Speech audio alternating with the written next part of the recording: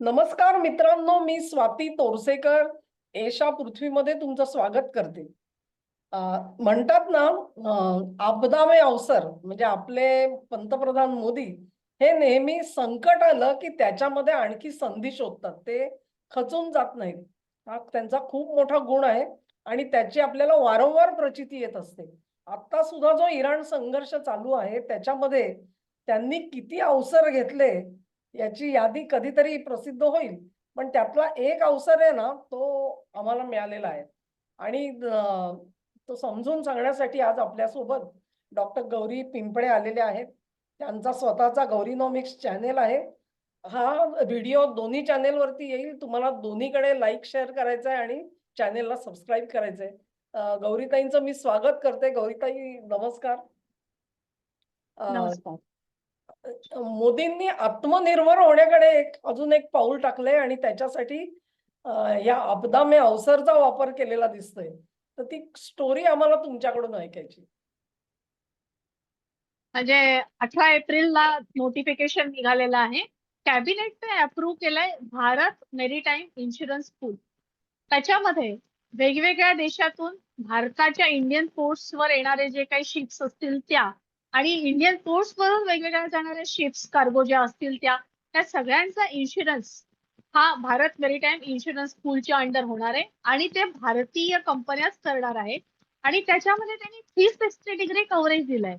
War असू दे, अजून काही स्टॉर्म असू दे, सगळ्या प्रकारचे जे काही असतात वेगवेगळ्या प्रकारचे आपण म्हणतो धोके असतात, ते सगळे धोके याच्यामध्ये कव्हर केलेले आहेत. त्याच्यामध्ये जिओपॉलिटिकल व्होलॅटिलिटी जी काय असेल ती सुद्धा कव्हर झालेली आहे. म्हणजे इतका बारीक सारीक विचार करून तयार केलेला ही काय म्हणतो आपण एक नवीन त्यांनी उपाययोजना आहे. म्हणजे आपल्याही डोक्यात आलं नसतं, कारण हा इन्शुरन्सचा जो व्यवहार आहे तो सगळ्या वेस्टर्न कंट्रीज कडे आहे. वेस्टर्न इन्शुरन्सच आहेत. त्यामुळे जसं इराण युद्ध सुरू झालं तसं त्यांनी सांगितलं आम्ही इन्शुरन्स देणार नाही.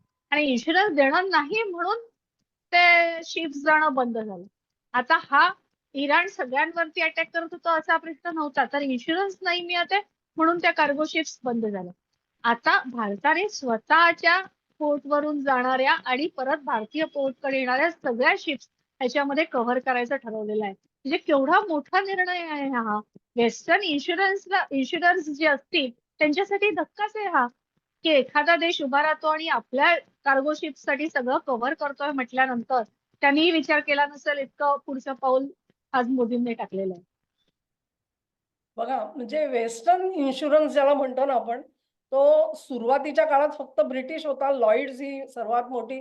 मी त्यावर एक व्हिडिओ केला होता. जवळ-जवळ 17 कंपन्या होत्या आणि त्यांच्यातल्या मॅक्झिमम लोकांनी, जवळजवळ 9 लोकांनी इन्शुरन्स द्यायचा नाकारला आणि खास करून वॉर रिस्क इन्शुरन्स जो आहे तो त्यांनी नाकारलेला होता.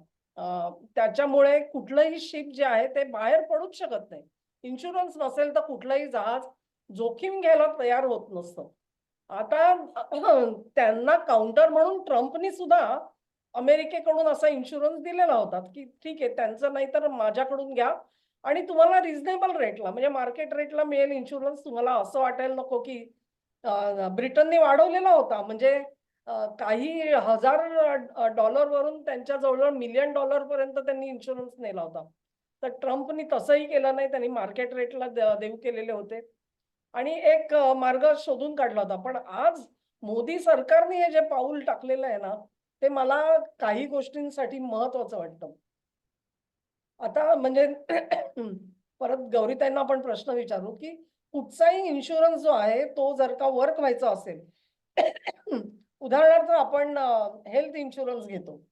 तर हेल्थ इन्शुरन्स जो आहे तो कंपन्या काय म्हणतात, की ठीक आहे तुम्ही यंग एज पासून पॉलिसी घ्यायला सुरुवात करा. म्हणजे काय होईल, तुम्ही ज्यावेळेला उतार वयाकडे जाल त्यावेळेला तुमचे प्रीमियमचे रेट भरमसाठ वाढणार नाहीत. एक विशिष्ट प्रोग्रेशननी जातील. नंबर 2, तुम्ही या वयात सुद्धा तुम्हाला काही हॉस्पिटलायझेशन लागलं किंवा आजारपण, कारण कुठे कोणालाही येऊ शकतं, तर तुम्हाला त्याचं कव्हरेज मिळतं. आणि हे का केलं गेलं, की असम्पशन काय असतं जेव्हा रिस्क असेसमेंट केली जाते इन्शुरन्स लोकांची, त्याला ॲक्च्युरियल सायन्स म्हणतात. ज्यावेळेला 1,00,000 लोक अशा प्रकारे प्रत्येक जण 1,000, 5,000, ₹3,000 देतो, तेव्हा एक गंगाजळी तयार होते. या 1,00,000तला प्रत्येक जण आजारी पडतो असं नाहीये. त्या 1,00,000तले समजा 100 आजारी पडले, तर ह्या सगळ्यांनी मिळून जमा केलेली जी रक्कम असते ना, त्यातून त्या 100 लोकांचं आजारपण, त्याचा खर्च आपण काढू शकतो आणि म्हणून इन्शुरन्स केला जातो. तुम्हालाच तसं होईल असं नाही. पिकाचा विमा घेतो आपण. सर्व प्रकारचा विमा कशावर चालतो? गाडीचा विमा काढता तुम्ही. का काढता? कारण प्रत्येक गाडीला अपघात होतो असं नाही. पण जेव्हा होतो तेव्हा फटका एवढा जबरदस्त बसतो, की सगळ्यांनी मदतीचा हात त्याच्यात दिलेला असतो. आता भारत ज्यावेळेला अशा प्रकारे इन्शुरन्स देतो आहे लोकांना, तर त्याचा अर्थ काय लक्षात घ्या, की अशा प्रकारे एक खूप मोठा पॉप्युलेशन जहाजांची ही त्याला कॉन्ट्रिब्यूट करेल अशी सरकारकडे अपेक्षा असणार आहे. कारण तुम्ही जर का असा इन्शुरन्स काढला आणि 100 लोकांनीच प्रीमियम घेतला, त्यातला एक जर का आजारी पडला, तर कंपनी तोट्यात जाईल. त्यांना स्वतःच्या खिशातून पैसे द्यावे लागतील. कारण प्रीमियम मधून जे जमा झाले त्यातून तो खर्च निघूच शकणार नाही. पण 1,00,000 लोक आले तर तो खर्च निघू शकतो. त्या सरकारला असं वाटतंय का, की एवढ्या मोठ्या प्रमाणामध्ये लोक येतील आणि जो काही आपण प्रीमियम घेऊ त्याच्यामधून अशी कॅलॅमिटी जर का आली काही, तर ती आपल्याला पार पाडता येईल? त्याच्यामध्ये एक महत्वाचं वैशिष्ट्य असं आहे की याच्यासाठी 12,000 कोटी हे केंद्र सरकार देत आहे. अच्छा. म्हणजे स्वतः सरकारच इन्व्हेस्टमेंट करत आहे. पण ते कोणासाठी करत आहे? तर ते भारतासाठी करत आहे आणि भारतीयांसाठी करत आहे. त्यांनी ते बिझनेस नाही काढलेला की कोणी यावं आणि आमचा इन्शुरन्स घ्यावा.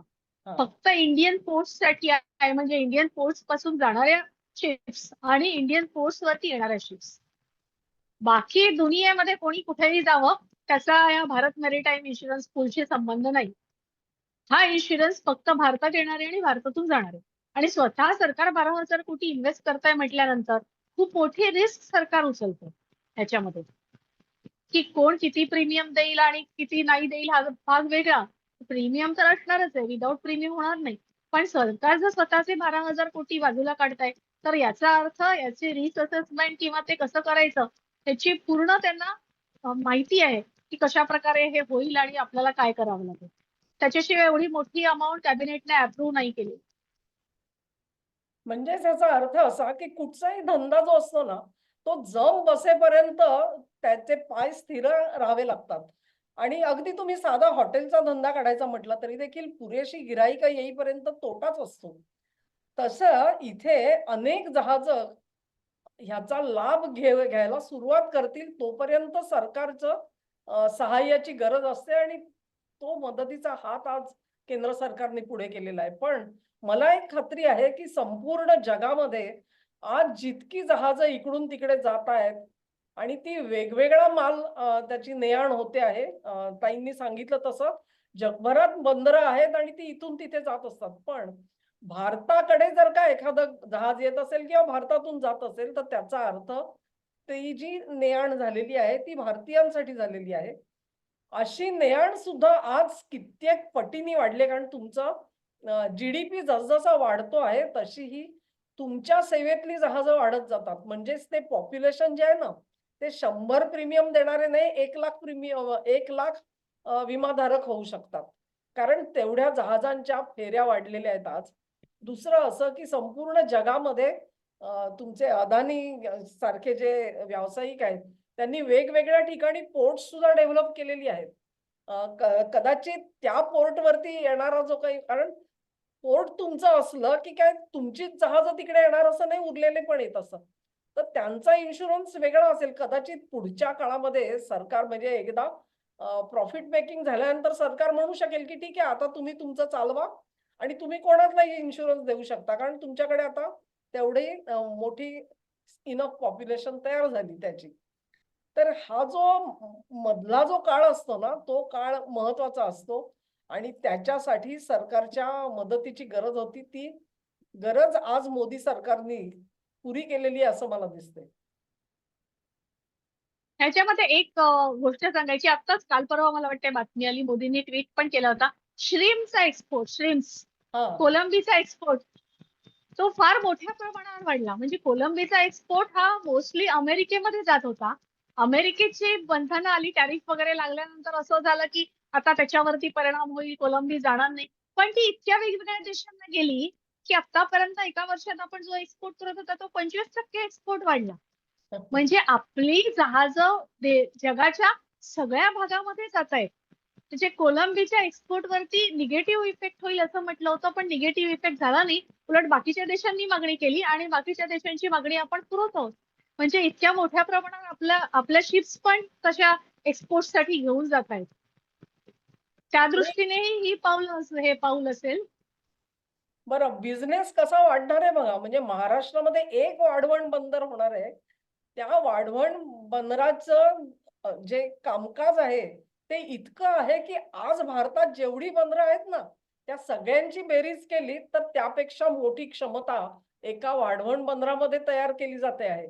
म्हणजे आज जर का शिपिंग लाईनमध्ये 1,00,000 फेऱ्या होत असतील, तर कदाचित वाढवण सारखी बंदरं गुजरातमध्ये तयार होते तुमच्या ढोलेरामधलं, तेही पूर्ण अजून झालेलं नाहीये. आणि इतर ज्याला आपण जशी सागरमाला म्हणत होतो त्याला त्या प्रोजेक्टला, तर त्या सागरमाला मधली ही पोर्ट्स ज्यावेळेला सगळी ऍक्टिव्हेट होतील त्यावेळी हा धंदा 10 पट होणार आहे आणि तेव्हा तुम्हाला ह्या इन्शुरन्सच्या पावलाची किंमत कळेल. आज एक वामनाचं पाऊल, एक पाऊल पडलेलं आहे. पण त्यावेळी जेव्हा बिलियन्स ऑफ डॉलर्सचा बिझनेस तयार होईल, तेव्हा तो सगळा भारताच्या ताब्यात असणार आहे आणि अन्यथा तो कुठे गेला असता? ब्रिटिश इन्शुरन्स कंपन्यांना गेला असता, नाहीतर मग आता ट्रम्प तात्यांनी काढलंय त्या अमेरिकेकडे गेला असता. आजही आपल्या ज्या शिपिंग लाईन्स आहेत त्या सगळ्या तोच इन्शुरन्स आजवर घेत होत्या. आता भारतीय उपलब्ध आहे म्हटल्यानंतर ते त्याच्याकडे कल दाखवतील आणि आपली आपली ब्रिटनने का केलेलं होतं त्यांचा इन्शुरन्स? कारण त्या काळामध्ये ब्रिटन हा संपूर्ण जगाशी आर्थिक व्यवहार करत होता ना. संपूर्ण जगाकडून जे सगळे शिपिंग लाईन्स कशा तयार झाल्या, इन्शुरन्स त्यांच्याकडे का डेव्हलप झाला? कारण त्यांना लक्षात यायला लागलं, अरे माझं जहाज येतंय, एखादं जहाज बुडलं तर त्याला जो जबरदस्त तोटा होतोय, तो भरून काढायचा मार्ग म्हणून इन्शुरन्सची कल्पना आली त्या काळामध्ये आणि तो जो बिझनेस डेव्हलप होत गेला, तो इंटरप्ट झाला नाही कुठेही. त्यांचं प्रभुत्व तयार झालं त्याच्यावर. आज तुम्ही एक पाऊल पहिलं टाकलेलं आहे आणि हे खूप मोठं असतं. एकच पाऊल असतं. सोलर एनर्जी सुद्धा मोदींनी सुरू केली त्यावेळेला सगळे त्यांना हसत होते. ₹16 युनिट कोण घेणार आहे म्हणून. आज काय अवस्था आहे? आज सोलर एनर्जी हा तुमचा एक मोठा आधारभूत असा एनर्जी मेकर तयार झालेला आहे. तर ही सुद्धा वाटचाल ही तिथेच जाणार आहे मला तर खात्री आहे. आणि ज्याला म्हणतात आपदा में अवसर म्हणजे काय? ते परत एकदा सांगायचं झालं, ही जी स्कीम असते ना, ती अशी शिट्टी मारल्यावरती तयार होत नाही. याचा अर्थ ह्याच्यावरती वर्षानुवर्ष काम चालू होतं. फक्त ते काम अशा स्टेजला आलं आणि आता युद्धाची तुम्हाला अवसर मिळालेला आहे, की हां, इथे बघा, इथे आपल्या ज्या कंपन्या अडचणीत सापडल्यात, मिलियन्स ऑफ डॉलर ते घेणार म्हणजे जे $1000च्या ऐवजी काही मिलियन पर्यंत रेट जेव्हा वाढलेले आहेत, तेव्हा आपल्या बाबा भारताकडे चला, कारण तो आपल्याला रिझनेबल रेट देईल. म्हणजे आर्थिक फायदा दाखवलेला आहे त्यांना आणि त्यांना जवळ ओढलेलं आहे. तेव्हा प्रोजेक्ट तर निश्चित काही वर्ष चाललेला असणार, पण ती जी चुणूक आहे म्हणजे शुभारंभ जो आहे, तो उत्तम मुहूर्त साधून केला गेलाय असं वाटतं मला. गौरीताई तुम्हाला कसं वाटतं? अगदी अगदी इतक्या परफेक्ट टायमिंगला आहे की आपला एक्सपोर्ट पण बऱ्याच देशांशी वेगवेगळ्या प्रकारचा वाढतो आहे. त्याच्यामुळे आपण नवीन केलेले ट्रेड डील्स बघितलंय तर त्याच्यासाठी हे गरजेचं पण होतं. त्याच्यामुळे तुम्ही अगदी बरोबर म्हणालात की आगामी अवसर अगदी ती बरोबर सुवर्ण संधी साधलेली आहे आणि भारत मेरीटाईम इन्शुरन्स पूल त्यांनी अप्रूव्ह केलेला आहे. बरोबर. म्हणजे उज्ज्वल भविष्य काळाकडे वाटचाल कशी चाललेली आहे देशाची एक छोटंसं पाऊल आहे आणि त्यातून त्यांनी आपल्याला सगळी चुणूक दाखवून दिलेली आहे. हे काँग्रेसला का करता आलं नाही याचं उत्तर माझ्याकडे नाही, कारण त्यांच्याकडे मुळात तेवढी दृष्टीच नव्हती आणि इतका जो विशाल पट मोदींच्या डोळ्यासमोर होता, तो त्यांनी कधी डोळ्यासमोर आणलाच नसेल कदाचित. अ, ही ही खासियत आहे आणि म्हणून त्याच्यासाठी भले आम्हाला कोणी चिडवलं ना, आम्ही मोदी समर्थक आहोत तरी चालेल, काही हरकत नाही. पण अशा ज्या छोट्या-छोट्या गोष्टी आहेत ज्याच्यामुळे आमचं छाती भरून येते, अभिमानाने फुलते अक्षरशः. कारण हे पहिल्यांदा भारत काहीतरी करून दाखवतोय. हा व्हिडिओ तुम्हाला आवडला असेल अशी आशा करते. तुम्हाला आवडला असेल तर लिंक शेअर करा, व्हिडिओला लाईक करा, दोन्ही चॅनेलवर सबस्क्राईब करा. पुन्हा एकदा गौरीताईंचे आभार मानते की त्यांनी वेळ काढून आपल्याला या विषयाची माहिती दिली आणि एका महत्वाच्या गोष्टीकडे आपली तोंडओळख करून दिली. धन्यवाद.